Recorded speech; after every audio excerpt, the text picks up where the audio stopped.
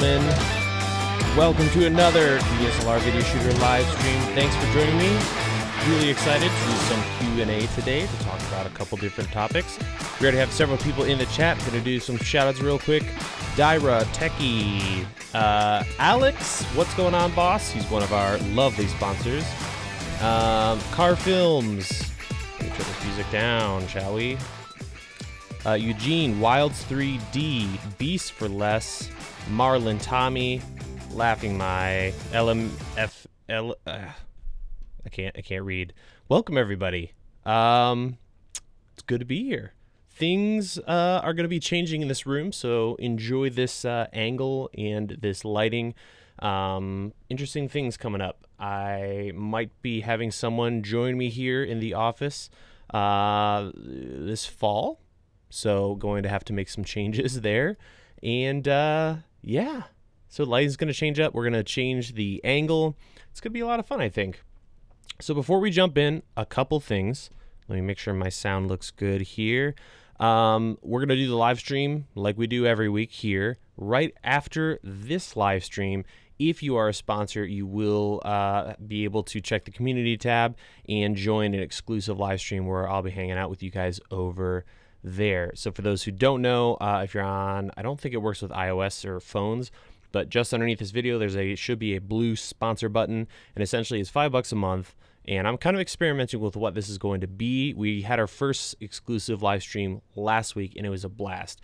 We all did a Google Hangout together and just hung out. So if you want to jump in on that action, sponsor button below, and we'll see what YouTube does with this, and then also how that community grows. But I'm really excited to hang out with you guys there. So that is what's up with the sponsor thing. You also get really cool logos, little icons and things right next to your name. There's Alex is in here already, and you can see that next to him. A couple other little custom things. So, it's fun, right? Yeah, so today's topic, let me take my headphones off here, is going to be choosing the right camera. I thought this would be appropriate given how many cameras are coming out, and the amount of emails I'm getting more and more is getting really intense. Which camera should I buy and all this kind of thing. So we're going to jump into that. I do want to shout out to Curry Shot. Welcome. He just joined the sponsorship. You're a beast, dude. You've been really active on the channel, so thank you for that. Right. So cameras. More and more, I'm thinking cameras as less of a long-term thing. There's so many of them coming out. There's so many different features, and that's one of the things I love about these smaller form factor cameras is you can kind of switch them out like shoes every once in a while. So let's go through a list of things to consider. And the number one thing, I'm not going to start with specs or anything like that, but the number one thing you have to keep in mind with all gear, but especially cameras, is what is your ultimate goal and what kind of services are you selling? For example, if you're I was just talking with a couple guys in a podcast recently about this.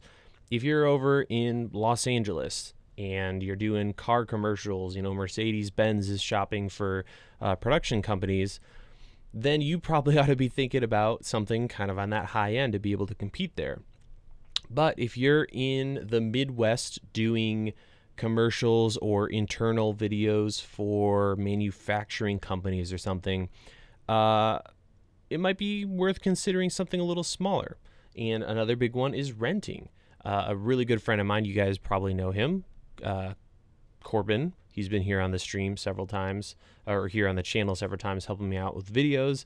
And he actually has a very nice little kit that he owns, and it's an A6300 and some lights. And he's got a really nice little kit that he can break out and do the small stuff. And then he rents cameras like the FS5, cinema cameras from Canon, things like that, when he needs to for those big gigs. So you got to keep that in mind. What is the thing I'm selling, your services? And then what, when you're working with clients, especially in the corporate world, if your goal, which it should be, to help them sell a product or a service, is your camera, your super expensive camera, going to help them do that better? So things to think about. Another one that is big, obviously, is your budget. I really recommend you figure out a budget. Don't just keep that open-ended. You really need to figure out, okay, should I be spending this or that? on this camera. Look at your revenue and kind of use that as a percentage maybe. And then I would avoid debt if at all possible. I personally think that if you're looking at buying a C300 Mark II or a Sony Venice and you're going to be putting that on, you're going into debt or getting a loan for that camera, you might reconsider that. It might be a sign that you're not at a place where that's a smart move. So I just think debt's a bad idea, especially if you're thinking that you'll get work because of a camera. That's usually not a good way to go about things. So figure out a budget, make sure you can actually afford the camera. Don't get into trouble where you're, have this huge payment and you can't afford it long term. And then we get into individual features. And unfortunately, there's no perfect camera unless you have a ton of money to spend. So you really need to pick maybe the top 3 to 5 of these things I'm about to jump into, and make sure you're thinking about all the different features, of course. So things like resolution. Are you okay with 1080p? Are your clients okay with 1080p for a couple of years before you buy something more expensive that does 4K? Frame rates, data rates, that's a big one these days. Things are starting to get pretty interesting with Panasonic and Sony, and even Fuji for that matter, having higher data rates. Things like the codec. This one is huge. You might think camera XYZ is almost perfect. I'm going to go for that. But if you're going to be spending days transcoding long form stuff, you might want to think about something that has a slightly more efficient codec. I'm going to pause right there because we have a couple things to address here.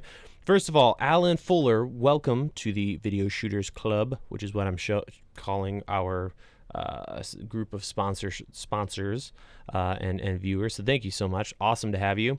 And Brent Morrison has a $2 donation for us. Thanks, Brett, excuse me. Really appreciate it, man. If you have a question, let me know, and we'll definitely get to that. Sweet.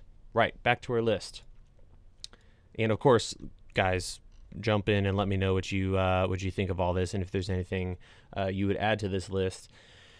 So codec, really, really important. Sensor size and lens selection. It's pretty good these days with mirrorless, but that's still something to look into. Dynamic range. Autofocus is a huge one for a lot of people these days. For me personally, not a huge thing, but obviously if you're going to be doing some kind of vlogging, uncontrolled situations, versus, if you're a corporate guy and you're shooting interviews, that's probably not that high on the list. Audio. Are you going to need to buy a bunch of extra gear to make audio possible? Or is it worth spending a little more to get that cinema camera where it's all built in, you don't have to worry about it? Stabilization. Now that we have all these sensors that are stabilizing our image, that's kind of huge. Might save you from having to buy some external gear like the GH5. You just grab that handheld, you're good to go. ND is a big one. If I was still a freelancer, I would probably own an FS5 almost exclusively for that electronic ND. That is such a huge feature if you're doing run and gun and almost any type of production to have that available to you. So really think about ND, and you're going to have to spend a little more for that. Hopefully we get some better solutions here in the near future for smaller cameras. I would love to see that. And then monitoring options. That's a big one. Sony has their little flip up and not outie. A thing for me these days is making sure that the camera I'm using has really good integration with Wi-Fi. So Panasonic cameras have an insanely good Wi-Fi monitoring system, and I would seriously consider not owning as many cameras from them if that wasn't the case. Love that. Media capture. Are you going to have to fork out, $1,000 worth of CFast cards? So think about that kind of stuff. Efficiency with having to buy a bunch of media for it. Battery life is a big one. Thankfully, things are starting to look pretty good for Sony, Panasonic, and hopefully Canon someday. But that's a big one. And then size and weight. This channel, I usually talk about smaller cameras, and I love this theme of things getting smaller, but that's something to consider. An FS5 with like a Shogun Inferno, or even just an FS5 on its own, is pretty hefty. So you need to think about that kind of stuff. Record limits, things like that. And then think about how you're going to scale your business over time and how you're going to be using your purchase now. So there's kind of two routes to take. Keep upgrading your cameras. So I recommend, if you can afford it, make sure it's within your budget. You're not going into debt. Buy a camera, use it. You're making money off that camera. You can then sell that and move up.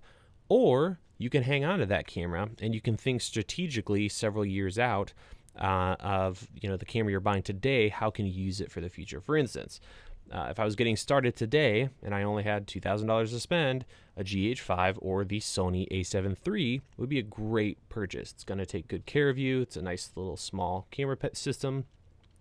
And then down the road, let's say you're doing a bunch of business, things are looking, good for your production company, and you want to buy an FS5 or an FS6 or 5 Mark III or whatever it's going to be.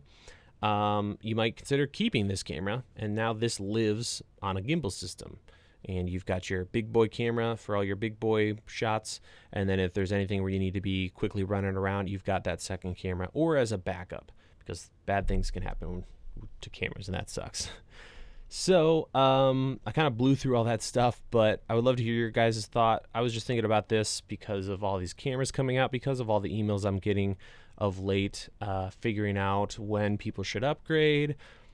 And again, going back to that first thing I said, you got to keep that ultimate goal in mind. So if your mission as a production company or as a shooter is to help your director make money so that you can make money, or to help businesses sell widgets or whatever services or things that they need to sell, that should play into what camera you're buying. So you should think about that stuff. Okay, looking back in the chat, looks like I have some things to check out here. I have, interesting question from Johnny Jones. I have $2,000, buying my first camera since 2009, shooting for YouTube, Instagram, Canon ? For $2,000, I would seriously consider the a7 III. It's the autofocus is amazing. That large sensor, low light, really almost everything about that camera is phenomenal. Another camera I like, you probably wouldn't care for, is the GH5. Two really, really, really good cameras.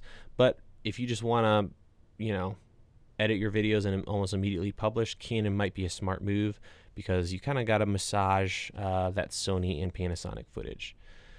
Let's see. Wow, I missed a lot of stuff here. There's Brett. Am I still into Arca Swiss from Dan? Yes, absolutely. Huge fan.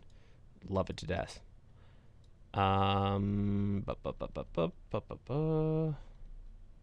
Left Coast is in the house. What's going on, boss? I've been watching all your recent uploads, so I'm excited. Everyone should go over and check out your videos. So yeah, Left Coast on YouTube. Lots of awesome slacklining. He's doing almost like a show right now, so that's cool. What is your podcast? I don't have a podcast, but I was on one recently with a good gentleman over at iFilmmaker. So let me look it up here, and I'll drop a link. Let's see, so you guys can check that out. It was a really fun conversation, and we got a little almost talked about I don't know, not philosophy, but yeah, a little bit of that, a little bit of psychiatry behind the creator's mind. So I just dropped that in the comment section. Really enjoyed hanging out with those guys. Great stuff, and you should subscribe to their podcast. All right, going back up, trying to find my spot. Here we are. Hi, I'm your fan. Love your setups and content. Thank you, Winner. It's very, very kind of you. Brett is chatting with Alex. Alex is a beast. Is Levi still here? Let's see. I made the mistake of jumping in my first camera. Didn't think about where I'd be using it. I go out to football games realizing that it wasn't exactly weatherproof. Ooh, yep, that's a great one that I didn't even touch. Yeah, Slack Life video is what Levi's been up to over at Left Coast. Anyone in the chat using the Panasonic G85? I'm curious how well it does in low light compared to the M50. That's a good question. Yeah. From Turtle Girl. I would imagine the M50 would be just a hair better if I had to guess, but I haven't tested that for myself. But the stabilization is going to be way, way better on that G85. Alex has got your back, it looks like, with some low light tests. Sweet. Oh, I'm back to where I was. Okay, Brett with another $10 donation. Thank you, Brett. Why is my explosions not working? Oh well. Just wanted to say, switch from the A6500 to the M50. Interesting. What kind of videos do you shoot? That's not what I would have expected. Hate to say it, but image on to other people matters, like Jersey filmmaker was saying yesterday. Yeah, absolutely. So again, if you're in that scene and you're running amongst that kind of competition, that might be something to consider. In markets like the one here in like Chicago, you know, I think if people understand and clients eventually learn that it's the man or the company, it's not the gear. So if they're hiring more for producer director, less, you know, a company with big vans and lots of gear, then that's less of a thing. But yeah, definitely match that to kind of the environment that you're working in or the competition in the area. Let's see. I'm a beginner videographer and a person I work for suggested for me to get a cinema camera because everyone will be using DSLRs. I disagree and want the A7 III. What's your opinion on that? Just get the tool for the job. And if you're going to lose jobs because of the camera system you're using, then you might want to reconsider that. But if you're a beginner, I mean, I wouldn't go into debt to buy a C200 or C300 Mark II when you could have bought a camera that's going to be perfect for just getting started. You're going to be able to shoot some great videos on that stuff. And yeah, I still keep going back and forth on the whole cinema camera, and people will laugh at you if you show up with something smaller. I mean, from the work I've done, that's really never been a thing. Sure, I didn't show up, you know, like this. I'm here to shoot your video. You know, we still had a lot of gear and a lot of us supporting equipment, and we had just had a whole bunch of GH4s, and that's kind of, you know, was my kit, and they were rigged up and stuff like that. But at no point ever on any level, I mean, I shot a project with Betty White, and, you know, no one even blinked an eye. So, and that was, you know, before we had as many cinema camera options as we do today. But yeah, something to think about. And again, if people know they could hire someone with a Red for the same amount as you and they're educated on that stuff, yeah, that makes sense. But I'm not 100% behind that whole concept of, you know, if you want the big dollars, you have to have the big cameras. This live stream looks so cinematic, from Lover of Tech. And Cedric Walker with the donation. Thank you very much, Cedric. If you have a question, hit me. Yeah, so let's do a quick test. Let me remember where I'm at. 411. Okay. I'm gonna scroll down here. Oh my heavens. I need to speed up here. Let me know which one of these looks best. I'm gonna go through. I'm using the G7. Overall, this has just been the best camera. I've been playing with a bunch of them, as a lot of you guys know, for the live stream, but I'm really digging the G7. It's just simple. It just works. No silliness. So I'm going to go through the different picture styles, or photo styles, I should say. Let me know which looks best. Right now, we're in standard. I feel like the contrast is okay, but what I'm seeing, what the camera is seeing, and what you guys are seeing on the stream is different. So I've found that the stream looks less contrasty and desaturated compared to the actual camera. So this is standard. Let me move this display over there. Let's go to vivid. So there's vivid. On my screen, it looks so crushed, so unbelievably crushed. But on the stream, we'll see here in a second. See, on the stream, I'm looking at the stuff from a little bit ago because I'm in the future, sort of. And yeah, it looks desaturated still. So maybe I need to bump up my saturation or something. So that's vivid. Let's go to natural. Way less contrasty. Probably going to look kind of poopy on YouTube. And black and white. No one cares about that. Scenery. There's scenery. Portrait, which looks like it's kind of oranging my skin a little bit. There's custom. Cine like D. That's probably going to look like mush. And Cine like V. And I'm going to go back to standard just like that. So yeah, I'm going to go, now that you guys are catching up, sweet, I'm going to be reading these because I'm very curious. And yeah, I apologize for the mess. Ever since the flood, I've just left stuff in here. I haven't had time to move it over. Yeah, or what we could also do is go into, I'm on OBS right now, and I'm going to actually go in here and tweak, add a filter, which you can do in OBS. Thanks for helping me out with this, guys. I finally, this is perfect to be able to get this taken care of, because it just never, it's not looked very nice. All right, let's go in here. Let's go to color correction. I'm within OBS, and it's just got basic sliders with like gamma, contrast, saturation. I'm going to pump up the saturation a little bit. Let's try that. And maybe a hair bit of contrast. Boop. All right, looking scenery. A lot of people saying scenery standard, standard and scenery. Scenery is best. Cine like D. Cine like V. So it looks like it's close to scenery, Cine like V, and standard.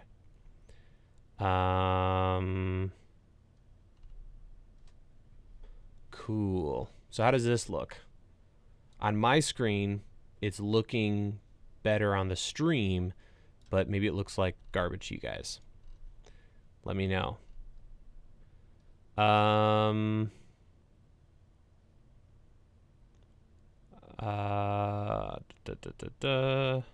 You look tan. Okay, maybe that's not what we want. Too much saturation now. Okay, so maybe it's just for some reason on my setup here. So we're gonna go back in here. We're gonna turn that off. We're gonna go to scenery and play with that a little bit, or just leave it there because you guys seem to dig that. So goodbye color correction. Close that, and we're going to scenery. I would probably never shoot on this normally, but again, we're doing a live stream, so doesn't really matter.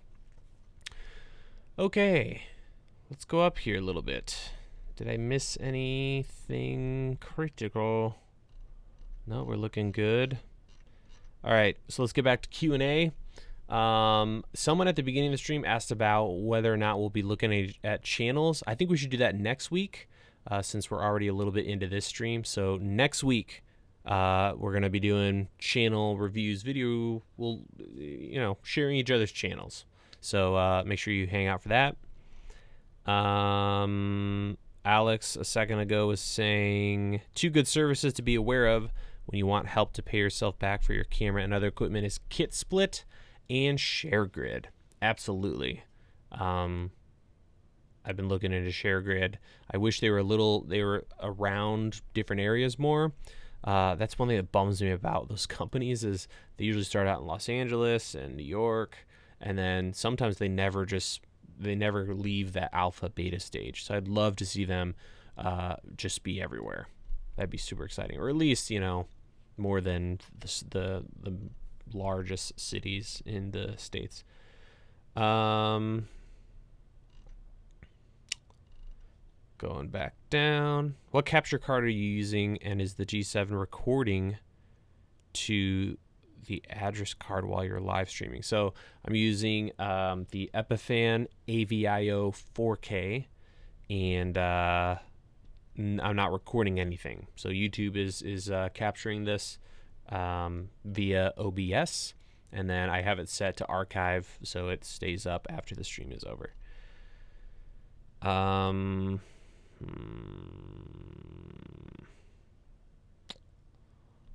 a college media student and I want to get more into photography and filmmaking. I don't have the best budget, but what would you recommend? Nearish $700 budget from Rev. So $700, that gets you a Canon DSLR that shoots 1080p. The G7 falls into that. I was just looking today because I was thinking about picking up a couple more for a multi-camera setup. And I think it's around $400 used, gets you a G7. So that leaves some room for a speed booster and some lenses. I didn't see if you already had a camera or if you're buying your first. I've lost that already. But that would be a good thing to consider. $700. If you wanted to play with some full frame, you could probably still get an A7, the original Sony A7, and that would give you 1080p, a full frame sensor. Yeah, that's probably what I would recommend. Somewhere in there. Or if you want to go crazy and do RAW, you can get the original Blackmagic Pocket Cinema camera. So we got another donation from O Seether. Is that how you say that? Thanks for the great and consistent. Oh my heavens! I apologize for that disaster. Yeah. Oh, okay. So yeah, $10 Canadian. That's really appreciated, man. Thank you for watching. And like I said last week, you guys have been amazing. So many people are messaging me off of YouTube saying how great you guys are. So I'm very proud of that. Proud of you guys for being such a great group of super helpful people. So pat yourself on the back. Cheers. All right, Augustine can go bye-bye. I'm gonna put him in timeout for being silly. Alex, right. Did I see grip tips? I did see grip tips. I need to learn how to stream better. Tried and failed terribly. What's going on, man? Everyone should check out Grip Tips with Dave Donaldson. I was just chatting with him on Twitter earlier today. So where was I going with that? Oh yeah, streaming. Streaming's really, really difficult on so many levels. I was talking to the iFilmmaker guys yesterday. First, there's the technical, which it seems even if you have good internet, you'd think it'd be fairly straightforward, but it's still really complicated when you're first getting started. There's so many different options and ways to get it set up. And then there's the actual running the show. I still feel I do a pretty bad job at this, but I'm trying to or hoping to work toward making a very entertaining, having more guests on, which I need to shut up and actually do. Yeah, live streaming's tough, but I think it's a really, really interesting medium. Let's see. Go.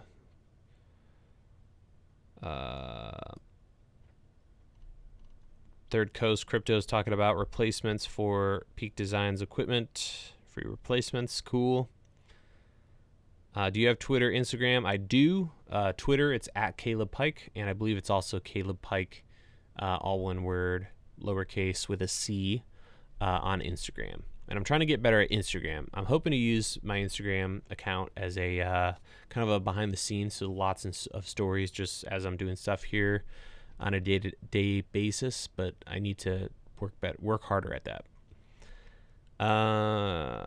Tweak your settings to get better or get a better lens. I've seen more than a few YouTubers using that, and they're getting amazing video, and they are talking about a 50 millimeter. Tanner Montgomery, $2 donation, GH5 alternatives that are a little cheaper. Thank you very much for your $2 donation, Tanner. Depending on what kind of budget you're looking to, there's the GH5, GH7, or G7, GH4, G7, G85. If you're looking for something like the GH5 that's cheaper, there's not too much out there because that camera is pretty special. But look at the other Panasonic cameras, especially, unfortunately, they're not going to be making these little cheap cameras anymore, which is really sad to me. At least for now, they're completely stopping future development on that. So now it would be, they're going to be around for a while because I love them, especially the G7. I'm so sad that they're not going to do an update to that because that camera is just everywhere and it's so good. What other social media are you aside from YouTube? Twitter, Instagram. There's a Facebook page, but I pretty much don't do anything over there. And I think that's it. Yeah. YC Imaging uses for all his YouTube now. What lens are we talking about, or camera, Alex? Your sincerity makes up for the lack of perfection. Thank you, part-time films. It's very nice of you to say. Hi, I'm 14, buying a Canon 200D. I now have $150 for lenses. What should I get? The 50mm STM. Should I get something used? Well, first and foremost, congrats on the 200D at 14 years old. That's crazy. I was trying to scrape together enough coin for a Canon 7D when I was not 14, older. So that's awesome, dude. Okay, $150 for a lens. That's tough. I would, definitely buy something used. You're going to get more money for that. A 50 would be, I guess, a good place to start. If you could, at some point, I think a 24 to 105 will give you lots of bang for your buck, unless you only want to use primes. $150. That's pretty much going to get you like one lens. So yeah, maybe a nifty 50 to get you going, and then start making some money with the camera, and then figure out where you want to go with lenses. Obviously, you probably want to take advantage of autofocus. So yeah, I'm going to follow you on Instagram. Thank you, Miguel. Great stream and videos. So much fantastic info, as always. Big thumbs up. Very kind of you, Marcus. Very kind of you. Does the A7 overheat easily? If you're talking about the A7 III, it doesn't overheat easily, but it does overheat. And I'm doing actually a bunch of battery tests. I bought a ton of knockoff batteries. There are actually a lot of them are in front of me. We've got Wasabi. We've got Smile Power. We've got K-Star. What do we got over here? The Sony battery. And then there's two more behind me that I can't remember what the names of them are. So it's like $26 up to $100. So we'll see. But yeah, what I was going to get to is some of those lower end ones will actually overheat seemingly easier than the Sony battery. So yeah. Georgie's saying so they're talking about lenses for Sony. Zeiss 5518, Sigma 1814, Sony 28, Samyang 85. That's a great set of lenses. That Zeiss 55 is dynamite. I think it's one of the best probably options, and it's one of the more affordable, unbelievably, for that 50. GH4 is still a great image. Yes, it is. It's not as clean as the G7 or the G85, and it also is more cropped in than those two cameras, which is interesting. Yo, Caleb from Isaac Stacy Films. Have you ever worked on narrative projects? I just saw my camera jump awkwardly. Narrative. I've done some short film stuff way back in the day, but for the most part, I was less interested in that stuff. I mean, I always wanted to, but I feel like it's easier to do a decent documentary than it is to do a decent narrative. It's just, you need some wicked talent, and that's hard to find when you're broke or you don't have a large budget. So yeah, we're talking about Canon 60 Mark II and trying to get better video out of it. Any tips? I haven't used the Mark II. I still have the Mark I. Maybe try to dial in that picture style. Try different stuff there. Can you do the Magic Lantern stuff on the Mark II? If you haven't, I would definitely look into that stuff because that makes a big difference. And maybe to mix up the look. I know this is going to sound weird, but try manual vintage lenses. I feel like that Canon mushy DSLR look is just getting really, really old. So maybe try to spice things up a little bit. Buy one or two, older 50mm lenses and try to add a little bit of, magic sauce back into your shooting. And be careful with contrast because those cameras, it's kind of baked in. It gets pretty rough. Love my G7. It's nice to use. Looking for some nice cheap lenses now. Yeah, I would get this. You can buy a $80 speed booster that'll go from Canon FD to Micro Four Thirds. And Alex, who's one of the sponsors, he's here in the chat with the green text and the little camera icon, or ALXMNR. He actually has a pretty awesome YouTube channel. I was just watching one of his videos on LED lights today, and he found a $36 Nikon speed booster. So check out his channel, and that could be a great way to go. Nikon lenses might be a little more depending on which ones you get, but I mean, $36 for a speed booster, that's pretty sick. Have you used the Panasonic 42.5 f1.2? I have not, Ian, but it looks nice. Do you research first or make a video first, then modify with SEO? How long does it take to have more than 200,000 subscribers? I usually try to do research before I do a video, if that's what you're talking about.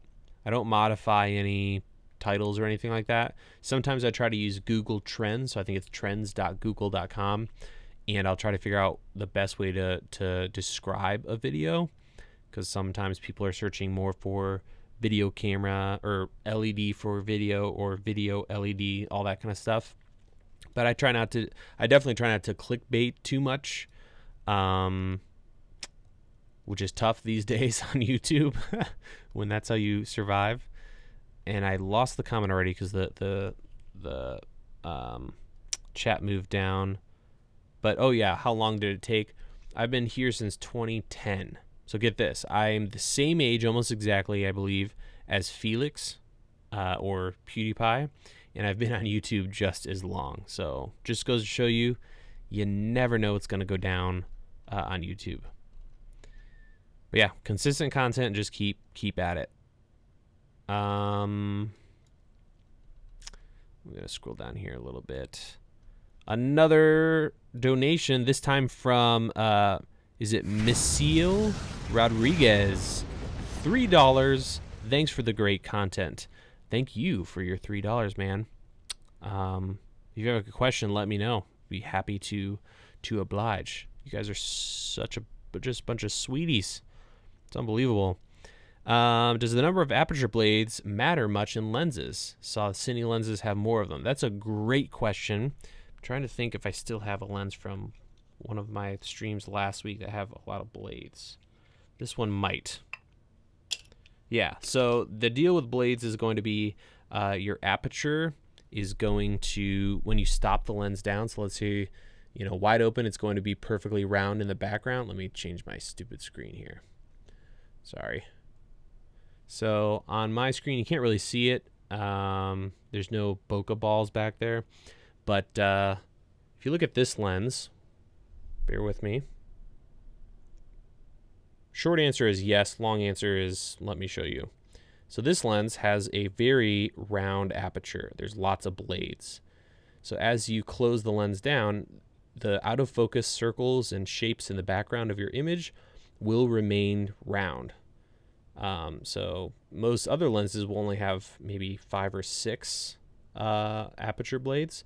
And what'll happen is as you close the lens down, you get different shapes back there.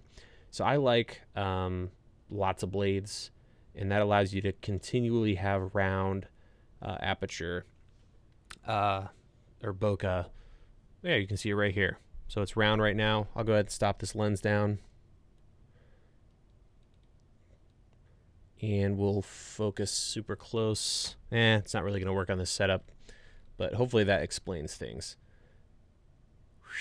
Back on me. Awesome. New sponsor. Welcome, The Modern Filmmaker. Thank you for joining the greatest club, the Video Shooters Club here on YouTube. Yeah, we'll see you in the live stream after this one. Okay. What do we got here? Let me go up a little bit, make sure I didn't miss anything. $36. Yep. What's up, Nate? Nate's Film Tutorials, good channel. Yeah, I didn't believe it at first either. I thought he was pulling my leg, but Alex wasn't lying.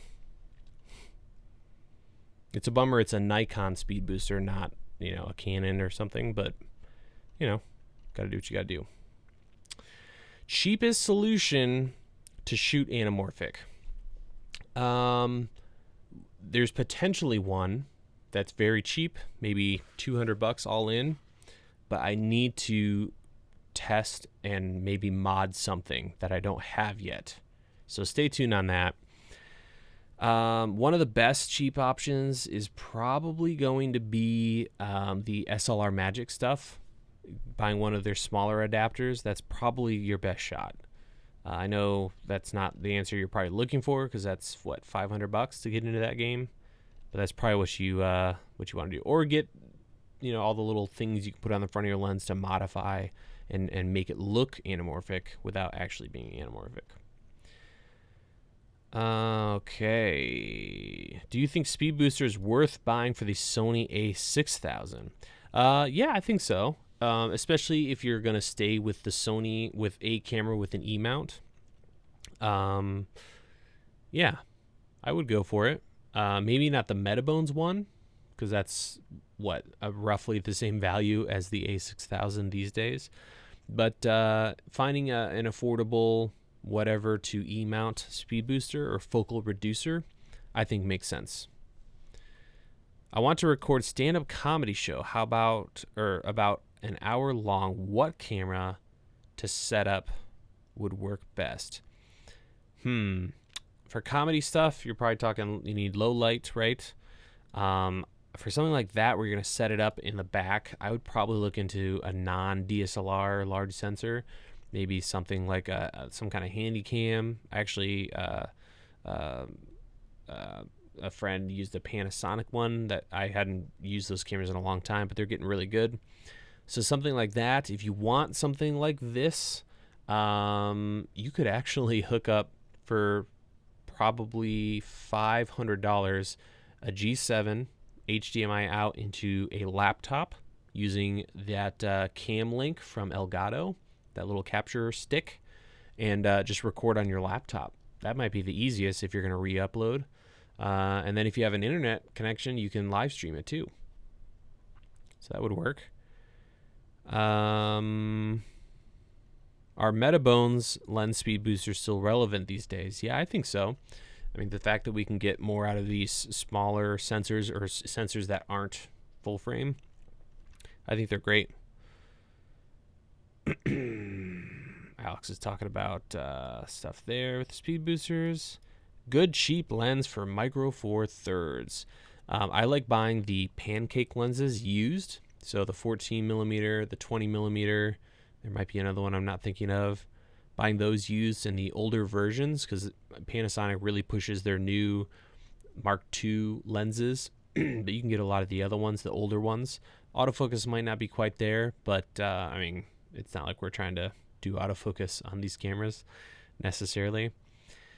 And then if you're willing to give up like the f2.8, there's lots of great lenses out there. The 12 to 60, there's like a 45 to something ridiculous, and all those are like 3.5 to 5.6. Those would all work well. Let's see. Nate's saying he just got the Sakani LED for review, pretty much an Aperture M9 killer. Is it bigger than the M9 though? I can't recall. Would you advise? What would you advise for $200 to $300 for a lighting set? So these days, and I need to update my videos on this, but the Falcon Eyes light mats, I just keep talking about them. One of those and a smaller light, you're done.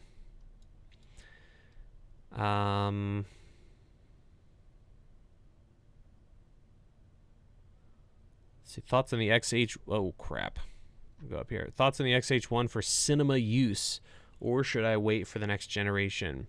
If you've got work waiting for you, grab one. Dynamic range. So the deal with the XH1 is if you care about color and just good quality 4K, that camera is awesome.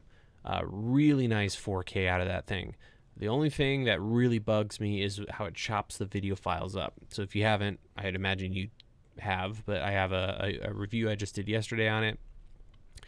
But color is so good, and you could put a recorder on it, I guess. Excuse me. And that would do the trick. I'm going to grab a little sip here of some coffee to help this throat situation. Ian Lee asks, do you work with freelance placement agencies? Any advice on how to get more experience in gigs? I don't know where you're at in life. If you're getting started, younger, you can spend some time on stuff for free, or if you have a family and you need to make that happen. But I would say first, just try to connect with as many video people as possible. That's always helpful in your area. And for the most part, there's not nasty competition from my experience, but I'm here in the Midwest. We're pretty nice over here, so who knows what it's like elsewhere. And just work. Anything you can possibly do. If you have to go door to door offering free video to build up that reel, then you got to do it. And then really boring networking at big agency anythings is a good way to get with some of those people. And also check out the live stream I did with Corbin a while back, because that's a great resource. You can check it out in the live streams. I have a playlist there. We talked about a lot of that stuff if you haven't seen it already.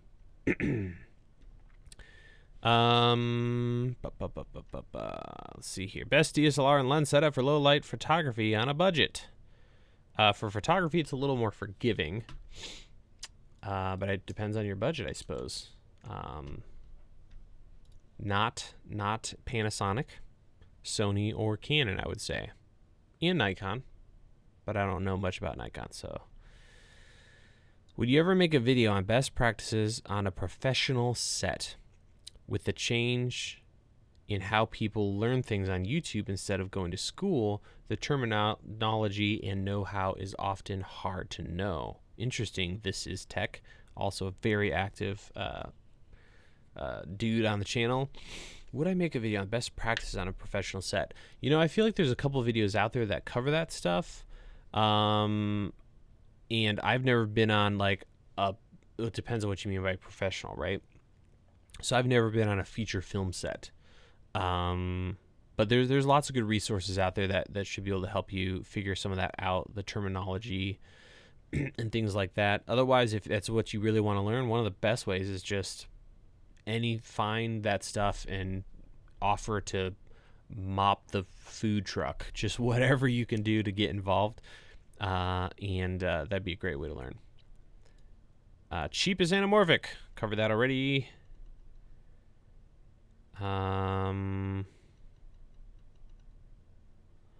D4 Darius, what's going on, man? Dropping here to say hi. Love your stuff, brother. Likewise, sir. We should like chat sometime. Be cool to talk, dude. Check out his channel. Lots of good video production, film stuff over there. Yeah, Moment came out with their lens if you're looking for cheap anamorphic but it's only going to work with your phone. Is it too late to make it on ZooTube? And what do Zoo think about IGTV? Apparently the Z and T keys on her keyboard or his keyboard are breaking. No, it's never too late to get on YouTube. I talked in that podcast with the iFilmmaker guys. I think it's kind of good for the soul to be making videos on YouTube. Even if no one really sees it or it doesn't grow over time, I think it's just good for the heart to make something and make content. And I think it's a healthy thing. It's like exercising your mind, your creativity, being able to do something creative regularly as kind of a discipline. I think it's really, really healthy. And there's guys like Peter McKinnon who started a YouTube channel and grew really fast. Granted, he's insanely talented, so that was nice. It's not like he started like I did, which is in a terrible quality, didn't know what I was doing. But no, it's never too late. And there's so many people here. People forget that. Yeah, there's a lot of creators and competition, but there's so many eyeballs. So what have you got to lose? And another friend of mine was, being like, I've been thinking about a YouTube channel, and he's been talking about this for years. And the last time he mentioned it, I was like, I don't want to sound harsh, but if you had started 2 years ago when you first mentioned this, by now you would have had a channel and have 2 years of content. So don't get hung up on I want to do it right when I start. Just do it. I mean, what's it going to cost you? Remembering one more password and obviously making the videos, but just do it. Jump in. Nothing to lose. Let's see. Chat is all over the place, so it's jumping down. Let me scroll up here a little bit. I know you recommend the A7 III for a person with a $2,000 budget, but what lens would you recommend to go along with it? Crystal, what's up? Crystal's one of our lovely sponsors. Welcome. I would probably start with the kit lens. So I got the zoom that comes with the camera. You save a couple hundred, I think, when you do that, and that would be a great place to start. It's already full frame, so if you're going from a smaller sensor, you're still going to have great shallow depth of field, depending on where you're positioned. So I'd probably start there, and then slowly research the unbelievably complicated or disjointed Sony lens scene. Let me know if you guys want to see a video on that, because it's crazy. If you just want like one prime for a set, you have to jump all over the place to get a full set. It's not like Sigma or Canon where you've got, a nice, they all look the same. It's a mess. Excuse me. All right, I'm going to jump down a little bit here. Best cinematic cameras for beginner filmmakers. There's some great stuff out there. The EOS M, the original camera, is one of the cheapest large sensor cameras you can buy today and get some cool images. The Sony A5100, the A6000, not 63 or 65, those all would be a great place to start. Or just grab an old beat up T2i, There's lots of great stuff out there. And then learn lighting, because that's where it's really going to get cinematic.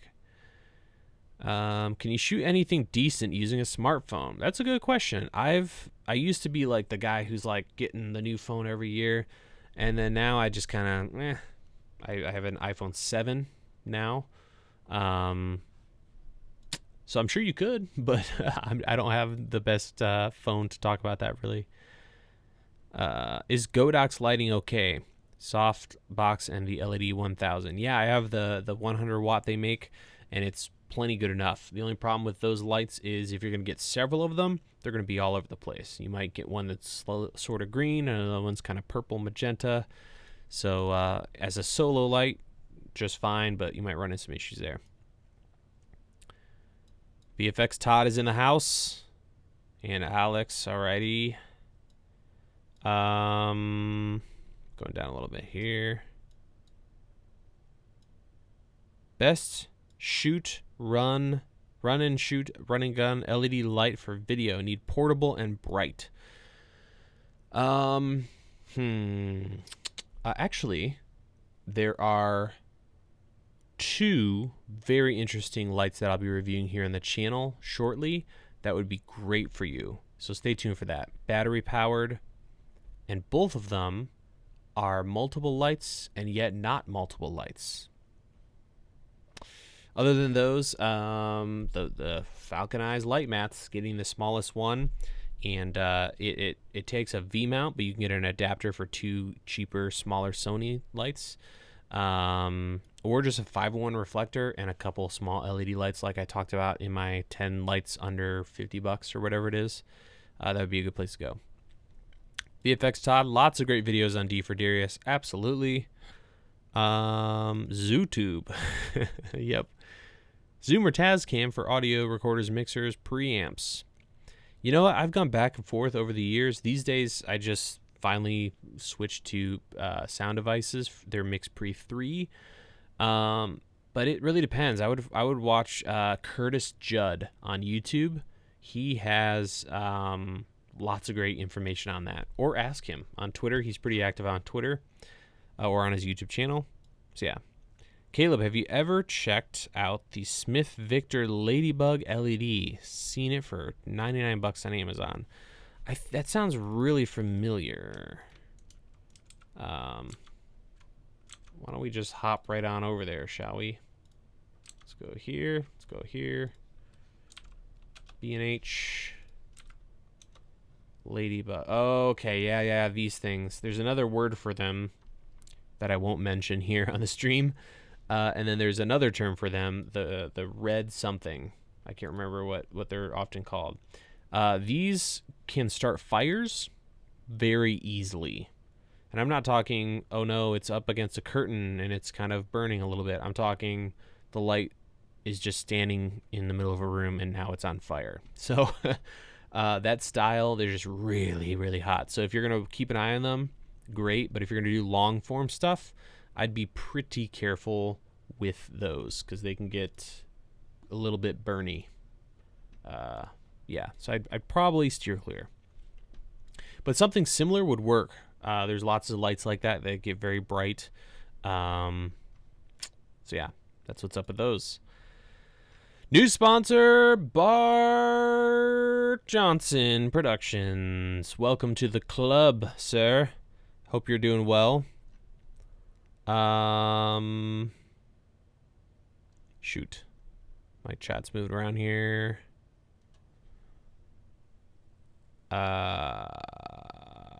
Here we go. The Modern Filmmaker, are you a big fan on speed boosters on the GH5? Been thinking about it since I got the GH4, but never been able to decide on pulling the trigger. Yeah, I like them on all Micro Four Thirds. If I were you, I would try one of the cheap ones, like Alex has been talking about. Check out his channel. He's got the green with the little camera icon because he's a sponsor and he's awesome. He's got a $36 one, so that would give you kind of an idea of what to expect. Otherwise, again, FD. There's even like around $80 you can get a Canon EF 2 Micro Four Thirds. It's not electronic, but that could be a good place to at least get an idea without putting too much coin down. Ash Taylor has a great one on there. I love Ash Taylor. I don't know what you guys are talking about, but he's dope. He's a good person.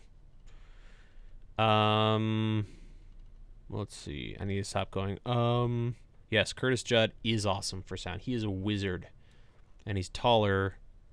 He's like 2 Gandalfs stacked on top of each other. That guy is so tall. Let's see. FilmRide is a great video for iPhone filmmaking. Awesome. Definitely check that out and subscribe if you haven't, because those guys or Ryan and crew and company are amazing. Cool. Any thought on GDPR? Not sure what you mean by that. I'm spacing. I feel like I should know what that is. Someone else mentioned IGTV. I was going to do a video and probably still will on shooting vertical video. I don't have anything against it for what I think it's going to be. So vertical video, actually, can I do this right here? Sort of. Nope. Maybe in another live stream we'll talk about vertical video, but I think it's a very solo vlogger-y situation. Getting 2 people into a vertical video shot, just think about that for a second. Or fashion, it could be great, But long term, it's not going to, I think, it's not going to replace, what we have right now. It's just completely different and way more difficult. But for phones, I think it's fine, and it'll be interesting to see what happens. I don't know. I can't predict these things, so we'll see.